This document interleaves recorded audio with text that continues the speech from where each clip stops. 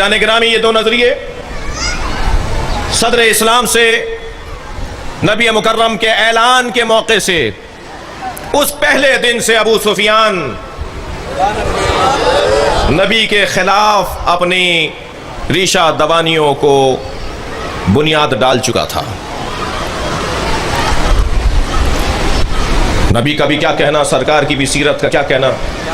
فرمایا جو مکے کے اندر ابو سفیان کے گھر پناہ لے گا میں اسے معاف کر دوں گا۔ اب یہ کہاں جاتا بھائی، سبھی اسے گھر جا رہے ہیں پناہ لینے، تو بالآخر وہ سب کو لے کر آ گیا۔ یہ سرکار کا انداز تھا۔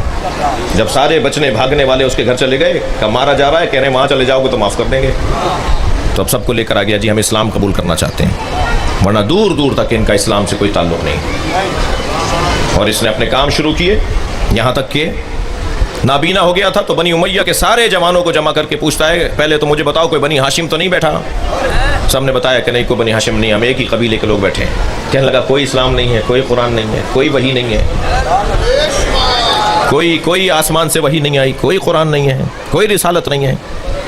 جی میں تم اپنی خاندان کے بنی امیہ کے لوگوں کو کہتا ہوں کہ حکومت اپنے ہاتھ میں لے لو، بنی ہاشم سے حکومت واپس چھین لو۔ جب یزید کو عبداللہ ابن عمر، بڑی سخت بات کرنے جا رہا ہوں، جب یزید کو عبداللہ ابن عمر حضرت عمر کے بیٹے نے کہا نا کہ حسین کو مار دیا، ختم کرو، بس کرو، کتنا اہل بیت کو تنگ کرو گے، تو اس نے کہا ذرا رکو، اندر گیا، ایک خط نکال کے لایا جو ایک کے باپ نے دوسرے کے باپ کو لکھا تھا جی، اور اس میں لکھا ہوا تھا کہ میں اس وقت تک چین سے نہیں بیٹھوں گا جب تک کہ اذانوں سے ایک بنی ہاشم محمد الرسول اللہ کا نام نکال نہ دوں۔ یہ ارادے، بات یہاں تک۔ انہوں نے بہت چاہا کہ اہل بیت کو کسی طرح عوام سے دور رکھیں، لوگوں سے دور رکھیں، کسی طرح اہل بیت کا امت کے ساتھ تعلق توڑ دیں۔ کبھی مولا کائنات کے ساتھ ظلم و زیادتی، کبھی مولا امام حسن کو زہر دے کر، کبھی مولا حسین کو کربلا میں تنہا مار کر۔ انہوں نے بہت چاہا ایسا، اور مسلسل اہل بیت پر ظلم ہوتا رہا، ایک ایک فرد اہل بیت کو قتل کیا جاتا رہا، مگر جتنا اہل بیت پر انہوں نے ظلم کیا اتنا ہی اہل بیت کی محبت دلوں میں بڑھتی چلی گئی۔ بھئی دیکھیے ظالم اپنا آج پسند کرتا ہے، مظلوم اپنے کل کو دیکھتا ہے، اور ہمیشہ ظالم کا آج ہوتا ہے، مظلوم کا کل ہوتا ہے۔ مظلوم آج کو گزارتا ہے، کل کے انتظار میں ہوتا ہے، وقت گزر جاتا ہے مگر پھر کل اسی کا ہوتا ہے۔ اور یہی طریقہ اہل بیت نے بھی اپنایا، مسلسل ظلم ہوتا رہا، یہاں تک کہ ایک ایک چن کر اہل بیت کے افراد کو شہید کیا گیا۔ انہوں نے دیکھا کہ ان کی شہادت کے بعد ان کی قبر ایسا ہی کام کر رہی ہے جیسا زندگی میں یہ لوگوں کو ہدایت دیتے تھے۔ لہٰذا متوکل نے سب سے پہلے مولا امام حسین کے مزار کو گرایا۔ مولا کے مزار پر جو شیڈ ڈلا ہوا تھا، جو ایک چھت ڈلی ہوئی تھی، اسے گرایا، اور پھر اعلان کیا کہ اس پہ ہل چلایا جائے۔ اور جب بیل دوڑنا شروع ہوئے نا قبر کی طرف، تو قبر سے 3 ذرہ کے فاصلے پہ بیل جا کے رک گئے۔ لکڑیاں توڑ دی جاتی تھی مار مار کے، مگر وہ ایک قدم بھی نہیں اٹھاتے تھے۔ امام کی قبر کے قریب نہیں گئے جانور۔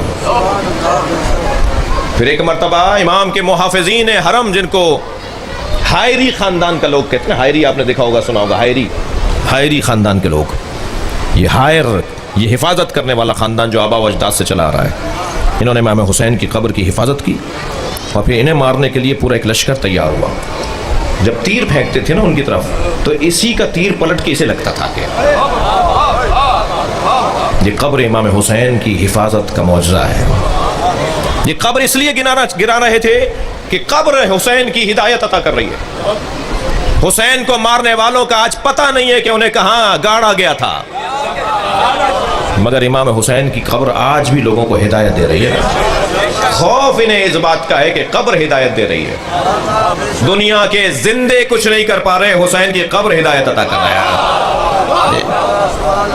متوکل نے پہلے یہ کام کیا، پھر انہوں نے سن 1922 میں، سن 1921 سے بات شروع ہوئی، اور 1922 میں آل سعود نے جب اپنی حکومت، ڈکیت خاندان، راہزن خاندان، میں کوئی غصے کا اظہار نہیں کر رہا، ہسٹری بیان کر رہا ہوں، میں کوئی اپنے جذباتیت نہیں بول رہا، ان کی تاریخ یہی ہے، ڈکیت خاندان، لوٹنے والے لوگ، قافلہ لوٹنے والے لوگ، اور پھر انہوں نے شیخ خاندان کے ساتھ مل کے آل سعود نے مل کر حملہ کیا اور فاطمینیوں سے اور ترکوں سے، پاشاؤں سے، عثمانیوں سے، جی یہ خلافت عثمانیہ والے لوگوں سے یہ حکومت کو چھیننے میں کامیاب ہوئے۔ یہ بات ہے 1924 کی، تقریباً 94-95 سال ہو گئے اس بات کو گزرے ہوئے، اور آپ کے ذہن میں رہے میرے سنی شیعہ بھائیوں کو سے توجہ دلا رہا ہوں، اسلام میں مسلمانوں میں تفرقہ ڈالنے کے لیے، گروپنگ کرنے کے لیے برطانیہ کے سفارت خانوں نے مسلمانوں کے درمیان 3 مذہبوں کو، 3 مسلکوں کو ایجاد کیا۔ فارسی زبان والے لوگوں کے اندر، فارسی بولنے والے ممالک کے اندر بہائیوں کو بہائی مسلک بنایا، بہائی۔ ہندوستان اور پاکستان اور بنگلہ دیش ان علاقوں کے اندر قادیانی مسلک بنایا، عرب دنیا کے اندر وہابی مسلک بنایا۔ تینوں کی تاریخ پیدائش بھی ایک ہے اور جائے ولادت بھی برطانیہ کا سفارت خانہ ہے۔ یہ تینوں ایک دور کے لوگ ہیں۔ اس خطے کے اندر ایرانیوں میں اور فارسی بولنے والوں میں ہمارے ہاں قادیانی، اور عرب دنیا میں وہابی۔ تینوں کا مقصد یہ ہے کسی طرح مسلمانوں میں تفرقہ ڈالیں، اپنے علاوہ سب کو کافر کہیں، اپنے علاوہ سب کو غلط بولیں۔ اللہ اکبر۔ لہذا ابن تیمیہ کے فتووں کے مطابق عبد الوہاب نے حکم دیا کہ مزارات کو گرا دیا جائے، اور 1924 میں سب سے پہلی مرتبہ جنت البقیع میں 4 ائمہ بقیع، 4 ائمہ اہل بیت کے مزار، جناب زہرا کا مزار، جی اس پہ مشینیں چلائی گئیں، اور اصلی قبر تک جا کر اس اصلی قبر کو چھوڑ دیا گیا۔ ہندوستان سے مولانا محمد علی جوہر کی سربراہی میں تحریک خلافت بنی، اور پوری دنیا میں تحریک چلائی گئی اس اقدام کے خلاف۔ ہمارے شیعہ علماء بھی ان کے ساتھ تھے۔ برطانیہ کے سے ہماری مصیبت یہ ہے، جی مجھے معاف کیجیے گا، بعض علاقوں کے وڈیرے، چودھری اور جاگیردار اور زمیندار لوگوں کا ایک مزاج ہوتا ہے، خود بندھواتے ہیں اور پھر خود چھڑواتے ہیں اس خاندان کو اپنے قابو میں رکھنے کے لیے۔ یہ برطانیہ کا اور امریکہ کا پرانا طریقہ ہے۔ اب مزارات بھی انہوں نے گروائے ہیں، اور شکایت بھی انہی کے پاس لے کے جا رہے ہیں ہم کہ مزار دوبارہ بنوا دو۔ یہی ہوا، مگر مزار بنے نہیں۔ عزیزان گرامی، ان کا ارادہ، ان کی سوچ ختم نہیں ہوئی۔ 2 سال پہلے جناب زینب کے مینار پر میزائل مارا گیا۔ یہ داعش، یہ ہمارے علاقوں میں طالبان کے نام سے لوگ، یہ اسی قبیلے کے لوگ ہیں۔ وہی تحریک ہے جو 1924 میں مزاروں کو گرانے کی تحریک تھی۔ جناب زینب کے مزار پہ شام میں حملہ ہوا، 2000 سے زیادہ سیدہ زینب کے مزار پہ محافظین شہید ہوئے۔ ابھی 2 سال پہلے جناب زینب کے مزار کی حفاظت کرتے ہوئے۔ یہ داعش کھلے گا 20 سال کے بعد۔ ہمارے ہاں 15-20 سال کی ہسٹری ہے کہ 15-20 سال کے بعد حقائق کھلتے ہیں۔ کھلے گا کہ داعش یہودی تھے، یہ ابو بکر بغدادی یہودی تھا۔ نیچے والے تو پھر یہ جو ہمارے دماغ جن کے خراب کیے ہوئے نا ہمارے ممالک میں، شیعوں کے خلاف، بریلویوں کے خلاف، مزاروں والوں کے خلاف، پھر وہ استعمال میں آتے ہیں۔ انہیں پتہ بھی نہیں ہوتا یہ کس کے استعمال میں آ رہے ہیں۔ یہ جنونی لوگ جو پاکستان کے اندر اور ہمارے اس خطے کے اندر جنہوں نے ظلم کیا، زیادتیاں کی۔ میں ویسے پاکستان میں شیعوں کا دشمن کسی کو ماننے کو تیار نہیں ہوں، ہمارا کوئی دشمن نہیں ہے پاکستان میں، اس لیے کہ ہم سے دشمنی کرنے کے لیے قابلیت چاہیے جو ان میں نہیں ہے۔ دشمن کو سمجھدار ہونا چاہیے، دشمن کو قابل ہونا چاہیے۔ میرے مولا کے سامنے جنگ صفین میں ایک شخص آ گیا، امراس، جب مولا کی برہنہ تلوار دیکھی تو کپڑے اتارنے لگا۔ جب کپڑے اتارے مولا نے منہ موڑ کے فرمایا اس قابل بھی نہیں ہے کہ علی اس پہ تلوار چلائے۔ ہر آدمی کو اپنا دشمن نہ مانیے گا، میں اپنے بچوں سے کہہ رہا ہوں۔ یہ لشکر بنانے والے لوگ، یہ سپاہ بنانے والے لوگ اس قابل ہی نہیں تھے کہ یہ شیعوں کی دشمنی کا ٹائٹل پاتے۔ بڑی آرزویں تھیں ان کی کہ مجلسیں بند ہو جائیں، जुलूस खत्म हो जाए, अज़ादारी रुक जाए, मगर मनो मट्टी के नीचे दब गए, कीड़े मकोड़े इन्हें खा रहे होंगे, मगर हम आज भी चौक पे मजलिस कर रहे हैं। हमें बड़ी बड़ी साजिशें, बड़ी बड़ी हुकूमतें, बड़ा सरमाया लगाया गया मज़ारात को गिराने के लिए, हमें रोकने के लिए, लेकिन मुसलसल आपका जिहाद, मुसलसल अज़ादारों की अज़ादारी इस तहरीक को लेकर चल रही है। अज़ीज़ान गिरामी, हमारी कौम में जो हमारी उलझनें हैं, ज़ाकिरीन के मसाइल, मिंबर के मसाइल, उलमा का तनाव, इदारों का खिंचाव, ये सारे मसले हल हो सकते हैं अगर मैं सिर्फ एक नुस्खे पर अमल कर लूँ। पहली बात मैं वादे तौर पे कह दूं कि ये किसी तौर भी कौम की मसलहत में नहीं है। ये तनाव खिंचाव, ये लड़ाई झगड़ा, ये एक दूसरे पे तोहमतबाजी, एक दूसरे को मुक़स्सिर और गाली बोलना, ये कौम के मसलहत में नहीं है। इसका सिवाय नुकसान के कौम को कोई फ़ायदा नहीं है।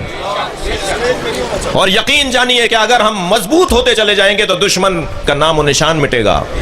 वो जानता है कि शियों को तफर्रक़े में, शियों को ग्रुपिंग का शिकार कर दो, इनकी तासीर, इनकी ताकत ख़त्म हो जाएगी। मगर मैंने 2 साल पहले भी इसी मजलिस में एक बच्चे ने खड़े होकर मुझसे कहा था कि हमारे यहाँ ये ग्रुपिंग कब ख़त्म होगी, तो उस दिन भी मैंने कहा था, आज भी तकरार कर रहा हूँ। इस मजलिस में शिया उलमा कौंसिल के लोग भी बैठे हैं, तहरीक जाफरिया के लोग बैठे हैं, तहरीक निफाज़ फ़िक़्ह जाफरी हामिद अली शाह साहब के लोग भी बैठे हुए हैं, ISO के लोग बैठे हैं, JSO के लोग बैठे हैं, मजलिस वहदत के लोग बैठे हैं, फलां संगत के लोग बैठे हैं, फलां मातमी दस्ते के लोग बैठे हैं, फलां मलंग पार्टी के लोग बैठे हुए हैं, फलां मुंदे और चुटिया पहनने वाले लोग बैठे हैं, मुक़ल्लिद बैठे हैं, गैर मुक़ल्लिद बैठे हैं। इससे अच्छा और इत्तेहाद क्या होता है?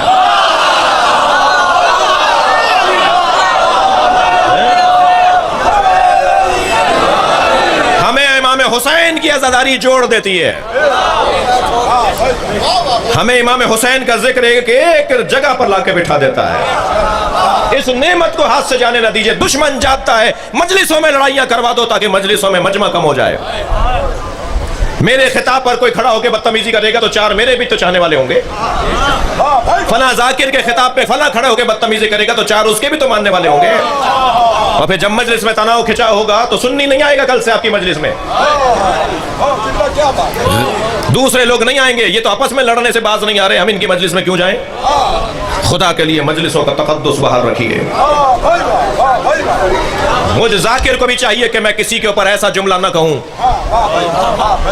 किसी की बेएहतरामी और बेइज्जती ना करूं मिंबर पे बैठ के। सब लोग रोटी खाते हैं, सब गंदुम खाते हैं, मेरे इशारों को समझते हैं। मैं कहूं मैंने तो नाम नहीं लिया, तुमने नाम नहीं लिया, बाकी सब कुछ कह दिया। नाम भी ले देते, क्या कमी रह गई थी जी? खुदा के लिए मैं जाकिरीन से गुजारिश कर रहा हूं, खुद जाकिर हूं, खानदानी जाकिर हूं, मेरे दादा परदादाओं से हम जाकिर चले आ रहे हैं। आज भी मेरे वालिद 80 साल की उम्र में जो मरसिया पढ़ते हैं, जो जाकरी करते हैं, सराइकी में भी कलाम कहते हैं, उर्दू के तो अदीब हैं। अल्हम्दुलिल्लाह, मुझे फ़ख्र है कि हम अहले बैत के नौकरों में, इस जिक्र के नौकरों में। खुदा के लिए जाकिरीन से गुजारिश कर रहा हूँ, उलमा इकराम से, दानिश्वरों से, शुअरा से, मिंबर पे बैठ के टोंट बांजियां नहीं करो। इस स्टेज पे खड़े होकर जुमले नहीं कसो किसी के ऊपर। तुम्हें अगर किसी से इख्तिलाफ है तो मर्द बनो, उसके घर जाके बात करो।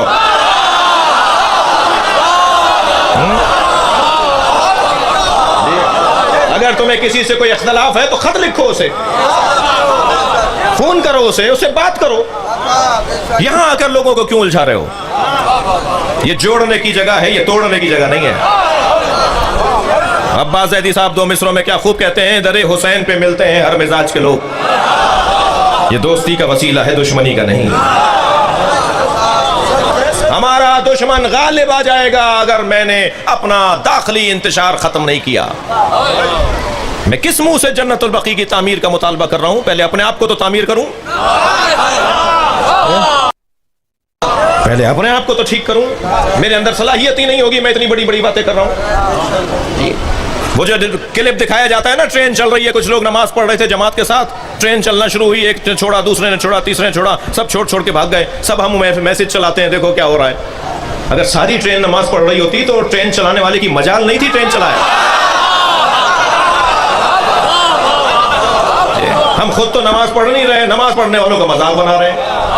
यही कुछ कैफियत हमारी है। अगर मेरा इंतशार दाखिली खत्म नहीं होगा तो मैं बड़े मुतालबे करने का अहल नहीं हूं। मजाल है कि जन्नतुल बकी ना बने, मजाल है जन्नतुल बकी ना बने। تھوڑا سا مجھے طاقت بڑھانے کی ضرورت ہے. ویسے ہی یہ ان کے ماننے والے ہیں جو میدانوں سے بھاگتے تھے. یہ تو بھاگیں گے, وہ دن قریب ہے جو یہ میدان چھوڑ چھوڑ کے بھاگیں گے. انہوں نے 1924 میں مزارات گرائے اور عزیزان گرامی جناب زینب کے مزار تک آ گئے. سیدہ زینب کے مینار پہ میزائل لگا. میں پچھلے سال کوئی 1.5 سال پہلے بی بی کی زیارت کو گیا تھا. آپ سب سے گزارش کر رہا ہوں خدا کے لیے جناب زینب کی زیارت کو جائیے. بی بی کے مزار پہ مجمع کم ہو گیا ہے.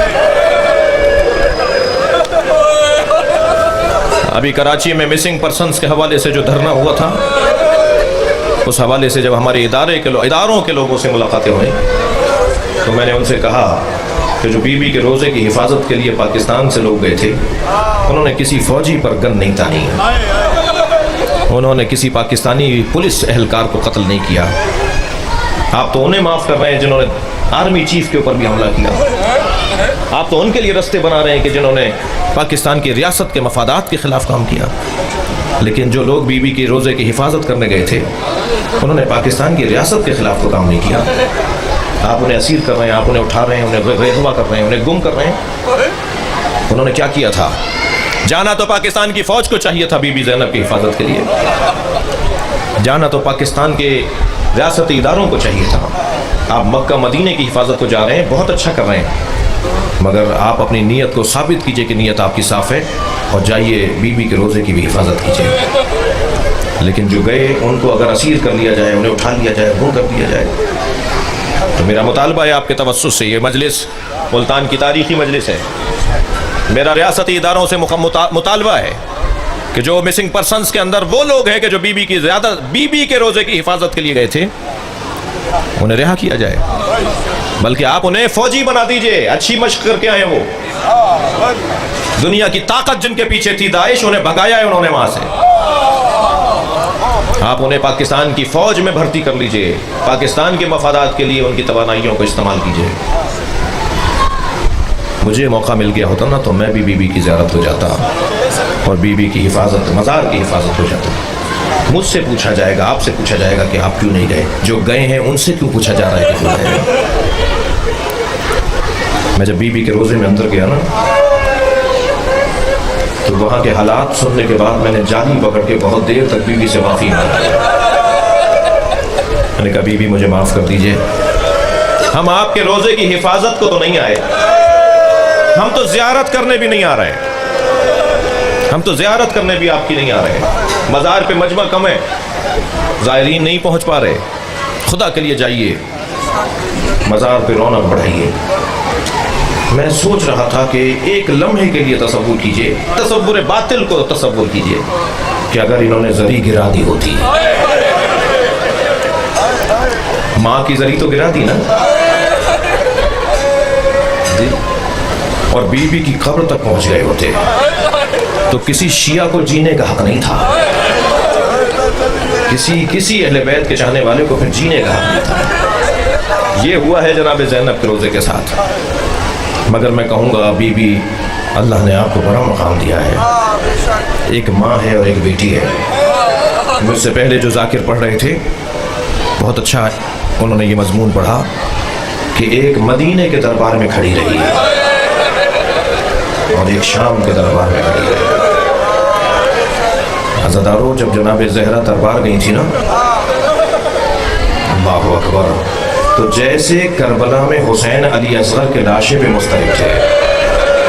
کبھی میرے مولا آگے جاتے تھے, کبھی الٹے پیر واپس آتے تھے, کبھی دائیں جاتے تھے, کبھی بائیں جاتے تھے. ایسے مدینے میں مولا علی مسترب تھے.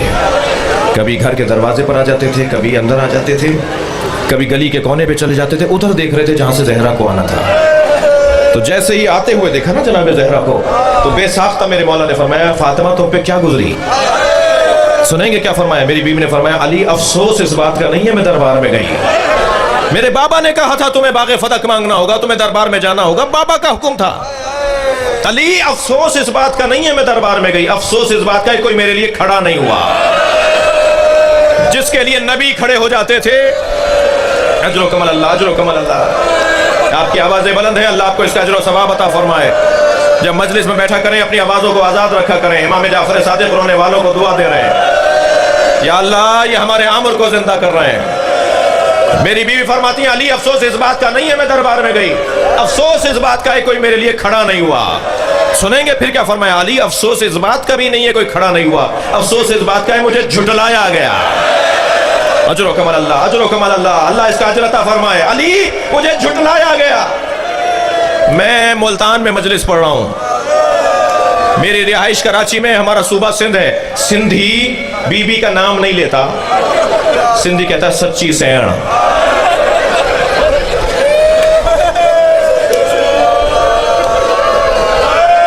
اجر و کمال اللہ, اجر و کمال اللہ. کیوں جناب زہرا کو سچی سین کہا جاتا ہے؟ بھرے دربار میں کہا, سیدہ کہتی رہی میں جھوٹ نہیں بولتی, ما اقول قول الغلط, فاطمہ غلط نہیں بولتی. اجر و کمال اللہ, اجر و کمال اللہ. خدا کسی غم میں نہ رلائے, آپ نے گریہ کر لیا, میرا حصے کا بیان ہو گیا, مجھے ایک منزل اور لینے دیجئے. عزادارو, پنجتن کے 5 جنازوں کا حال سناؤ. کائنات جن کے نام پر بنی, کائنات جن کے نام پر سانس لیتی ہے, پنجتن کے 5 جنازوں کی مظلومیت تو دیکھیے. نبی کے جنازے میں 11 آدمی تھے. جنہیں رونا آ رہا ہے اپنی آوازوں کو آزاد رکھیں گے, میں بہت جلدی گزر رہا ہوں. نبی کے جنازے میں 11 آدمی تھے. میرے مولا علی نے جب جنازہ غسل و کفن دے کے دفنا دیا تو امت کو اعتراض ہوا.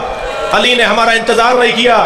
میرے مولا نے خطبہ دیا, میں کسی کا پابند نہیں تھا, میں اہل بیت کا فرد ہوں, مجھ پہ ذمہ داری بنتی تھی کہ میں غسل و کفن دے کے دفناؤں. امت کو اعتراض ہوا کہ نبی کے جنازے میں اہل بیت نے نہیں بلایا. سنیں گے اس گھر میں دوسرا جنازہ 75 دن یا 95 دن بعد ہوا. وہ جنازہ جناب زہرا کا جنازہ. آپ رو رہے ہیں, اس جنازے میں 4 آدمی ہیں. اجر و کمال اللہ. سیدہ زہرا کے جنازے میں 4 آدمی. رات کی تاریکی میں زہرا کا جنازہ اٹھایا گیا. دوسرے دن امت نے آ کے اعتراض کیا, اہل بیت نے ہمیں جنازے میں نہیں بلایا, اہل بیت نے ہمیں جنازے میں نہیں بلایا. سنیں گے اس گھر میں تیسرا جنازہ مولا علی کا جنازہ ہے. 2 لوگوں نے جنازہ اٹھایا ہے. میں کہتا ہوں اے حسنین کا امتحان تو دیکھیے. پیچھے سے جنازہ حسنین اٹھا رہے ہیں, آگے سے خود اٹھ رہا ہے. 2 لوگ ہیں مولا علی کے جنازے میں. امت کو بڑا اعتراض ہوا کہ ہمیں اہل بیت نے جنازے میں نہیں بلایا.